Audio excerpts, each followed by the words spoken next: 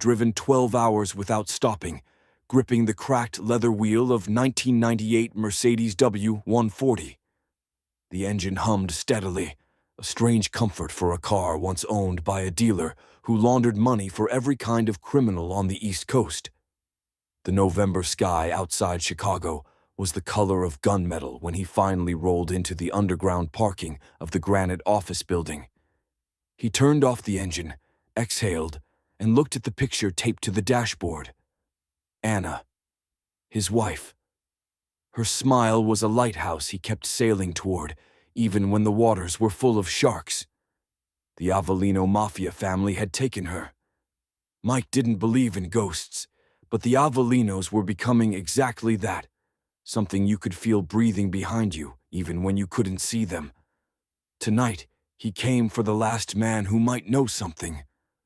George Brandy Branson, once his partner, once his friend, now a polished bodyguard for a Chicago power broker. Mike walked inside the marble lobby, left a handwritten note at the secretary's desk, and said, "Give this to Brandy. Tell him it's urgent." Then he waited. A full hour, then 2. When he finally heard a deep voice behind him say, "Mike Rourke's still alive. Didn't expect that." He exhaled in relief. They met in a quiet bar across the street. Dim lights, old jukebox, the smell of whiskey soaked into the furniture. Brandy looked older, more tired. His hands were still thick, still scarred from the day he saved Mike's life in Rome by grabbing a knife meant for Mike's throat.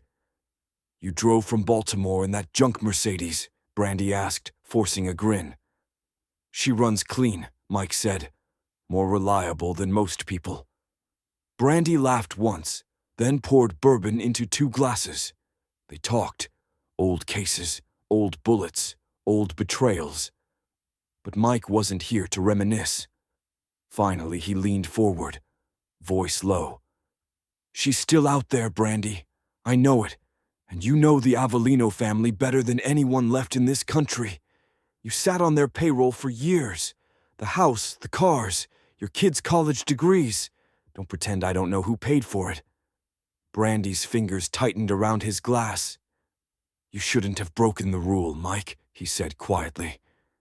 "If you didn't go undercover in Italy, if you didn't bring a federal case against the Avellinos, all of us would still be sitting pretty. You, me, everyone. And my wife would still be safe," Mike said. Brandy slammed his fist on the table. "And my family wouldn't be in danger because of you." A few heads turned. Mike raised both hands. "Relax. I'm not here to fight you. I just need information. Anything you know about what's left of the family. Their businesses, their people, their hideouts." Brandy stared at him for a long time. He looked conflicted, scared even. Finally, he whispered, "I haven't heard from them in a long time. Not since everything blew up. But let me make a call. If something still exists of them in Chicago, I'll find out.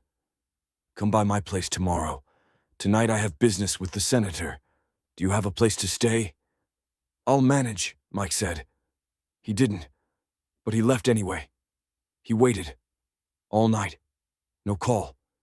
By morning, worry was crawling up his spine. Brandy was many things, greedy, corrupt, moral only when it suited him, but he always called back. Always. Mike drove to Brandy's neighborhood on the outskirts of Chicago, a forest-lined area full of wooden houses and long driveways. He smelled the smoke before he saw it. Then he saw the flashing lights, the yellow tape, police cars, fire trucks, a charred black skeleton of what once was Brandy's home. Mike's stomach dropped. He stepped closer. An officer held out his hand. "Sir, you can't cross.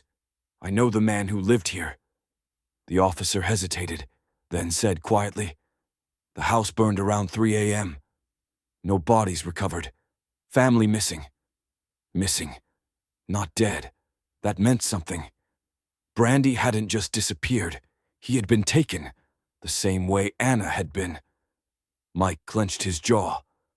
Someone was cleaning the board. erasing every loose end that once tied to Avellino operations. The officer added, FBI is looking into the possibility of organized crime involvement. Mike walked back to his Mercedes, heart hammering. Chicago wasn't safe anymore. He had kicked a nest of hornets somewhere, and the Avellinos, or whoever was left, were moving again. He sat in the car, thinking. This had been his last lead. Or so he thought.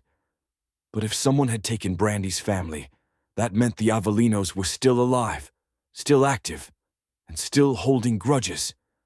The question was, where were they hiding now? And then something struck him. Brandy said Avellinos had businesses, not just drugs, not just extortion. Their empire had roots everywhere. What were they running in America? Mike started listing from memory, everything he'd gathered over years. 1. Construction rackets, high rises in New York, Chicago, Miami. 2. Art smuggling, stolen European pieces funneled through private buyers in Boston and LA. 3. Import-to-export front companies, usually hiding weapons, rare chemicals, and sometimes people. 4. Cryptocurrency laundering rings, moving millions through fake fintech startups. 5. Port operations, Baltimore, Tampa, San Diego. 6. High-end private security firms, ex-military hired to protect high-value criminals.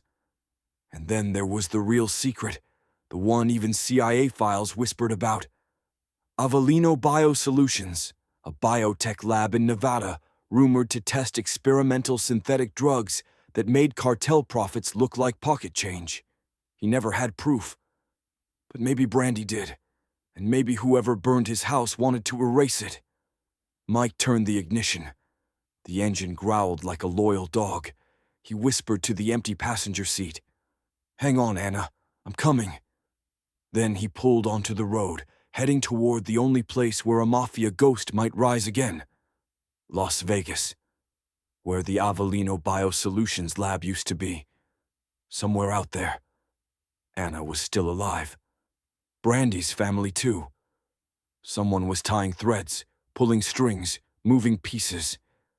And Mike Rourke was done being a pawn. This time, he was hunting back